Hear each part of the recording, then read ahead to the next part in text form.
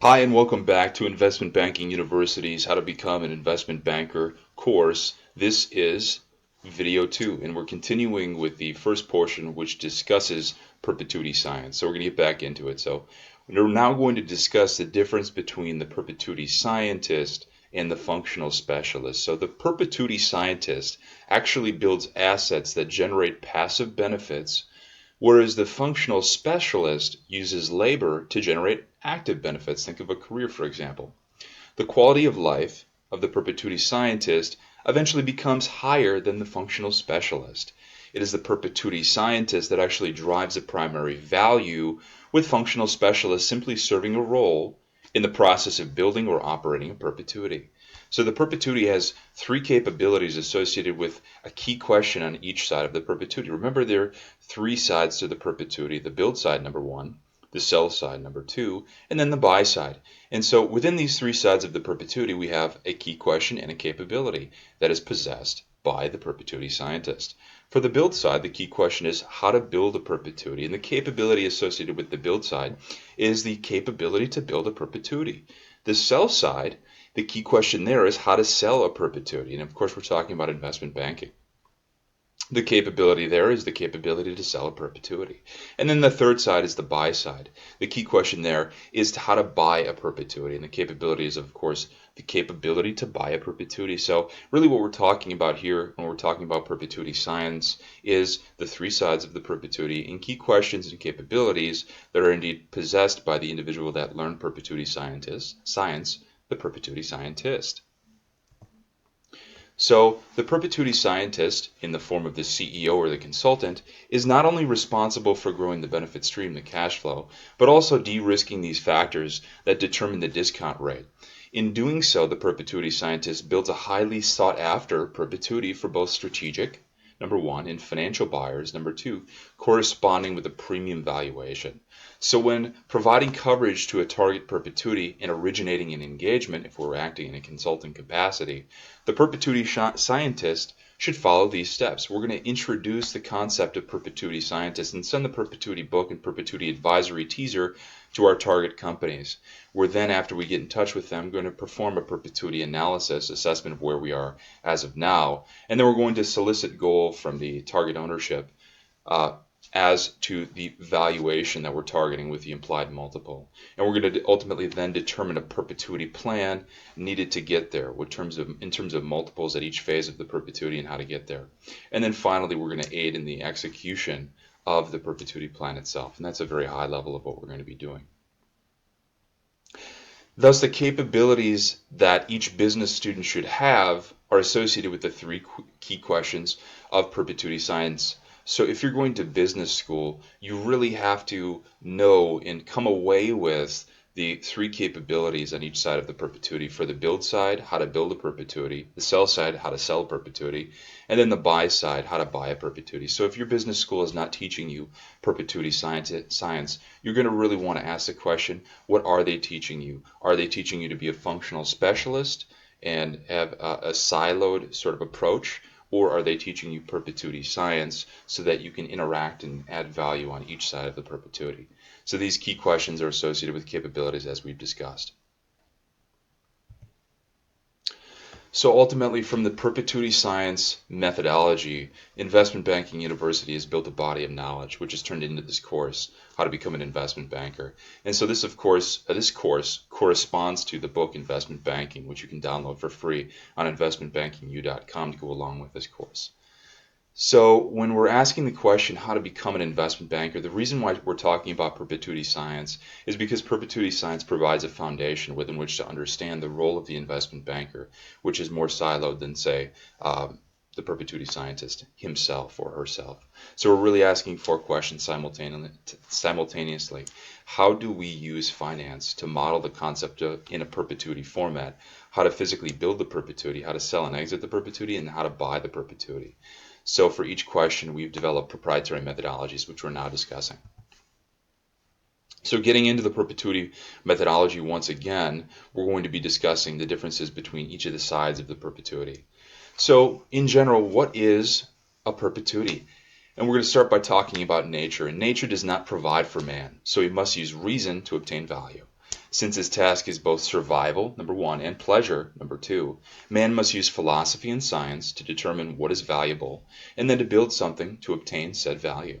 That which he builds should not require the same work to continually operate, and this is the basis for perpetuity.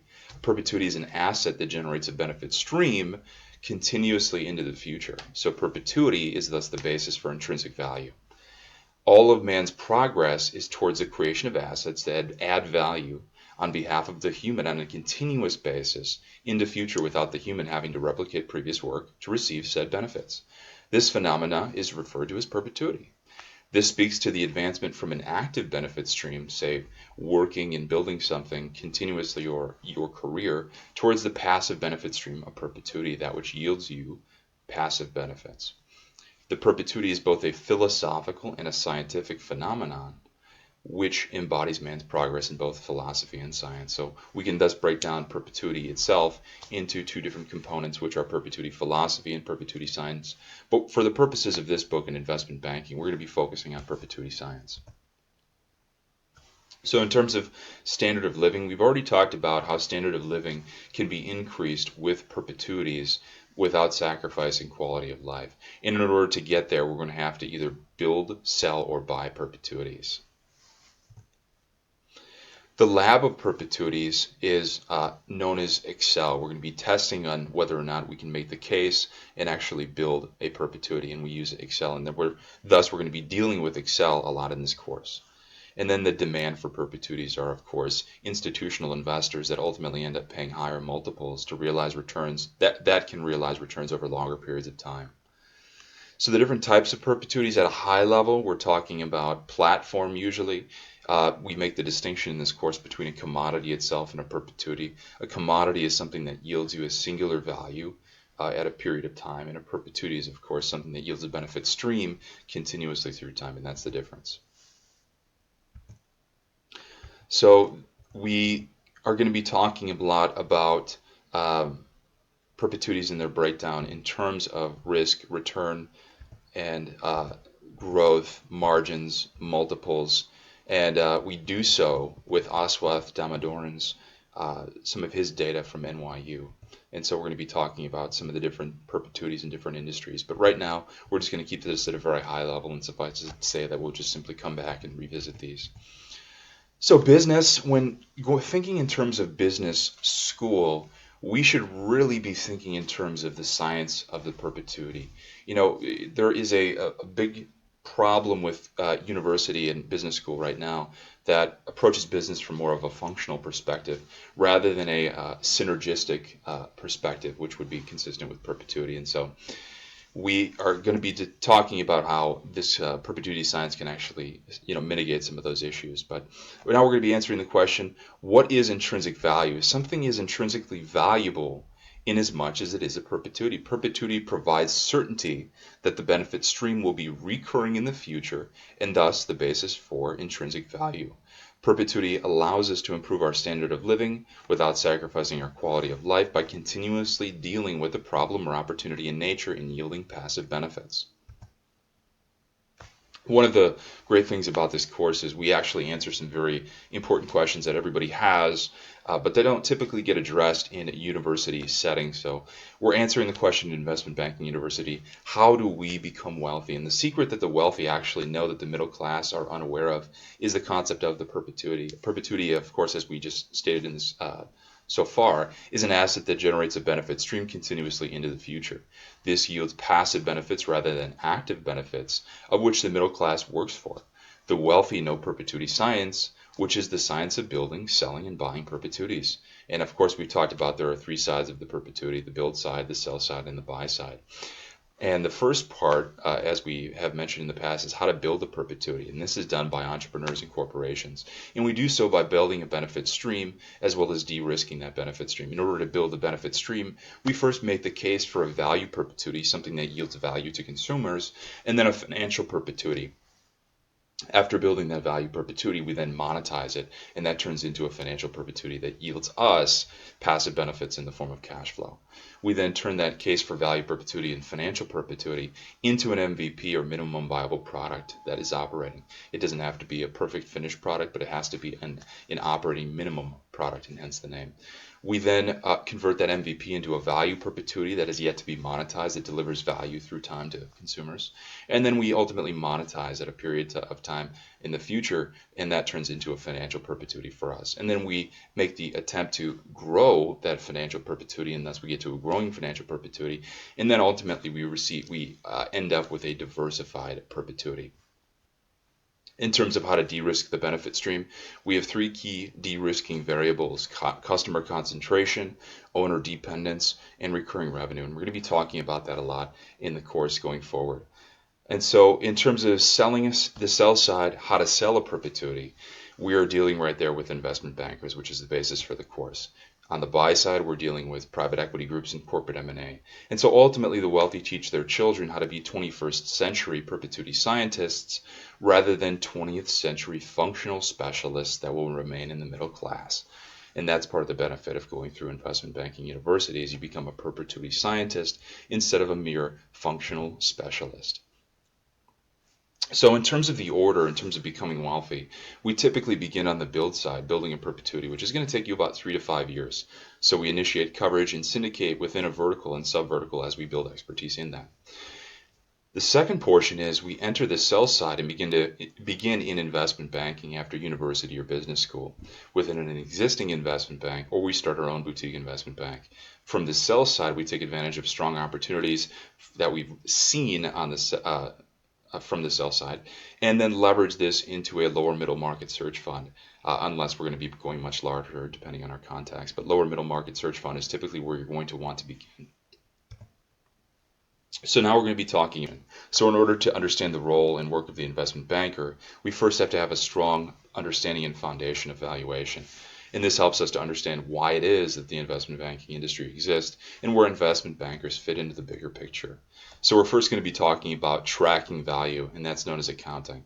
So as the perpetuity is built, it becomes necessary to track the financial existence of the perpetuity through time. Accounting is the set of concepts, methodologies, and models that allow us to do exactly that. So in terms of tracking value with accounts, we can think in terms of it at a high level. We're ultimately tracking a value of perpetuity, which is modeled by CF over the discount rate. In terms of accounts and accounting, in order to track the valuation performance of the perpetuity, i.e. the business, companies create accounts for each item of its financial existence, and these accounts are then the basis of valuation. Valuation is the basis of actions taken in a capitalist economy. So accounts, accounting, and Excel. Excel is a software used to model the accounts of the enterprise and determine the valuation of the perpetuity, i.e. business. There are, of course, different accounting systems, but we're going to simplify this and understand that Excel can be that model. In terms of account filings and public data that are required from corporations, we're going to be primarily dealing with the 10K, which is the annual report, and the 10Q, which is quarterly. There are, of course, others, but we're going to be discussing those a little bit later. In terms of the account statements that are generated, the first one is the P&L, which is the income statement. We're starting with revenues minus COGS to get to gross profit. We're subtracting operating expenses to get to EBIT. And we're deducting interest costs to get to EBT, less taxes, and then we're going to get to earnings. So that financial, the income statement itself is ultimately a model of this. In terms of the balance sheet, we're ultimately having a model for the assets equal liabilities plus shareholders' equity. And then we're going to break that down into subcategories, which is modeled here. The final statement that we're going to be talking about this is the statement of cash flows. And this is broken down between cash flows from operations, cash flows from investing, and then cash flows from financing. And the statement of cash flows is the linkage between the income statement and the balance sheet. When we move past simply having the tracking value, we then get to analyzing value based upon those accounts. And that is, of course, finance. As the economic existence of the perpetuity continues to grow, one becomes interested in the value of the perpetuity, whose concepts, methodologies, and models allow us to understand the valuation of the perpetuity. And we're going to be talking about that in the next video.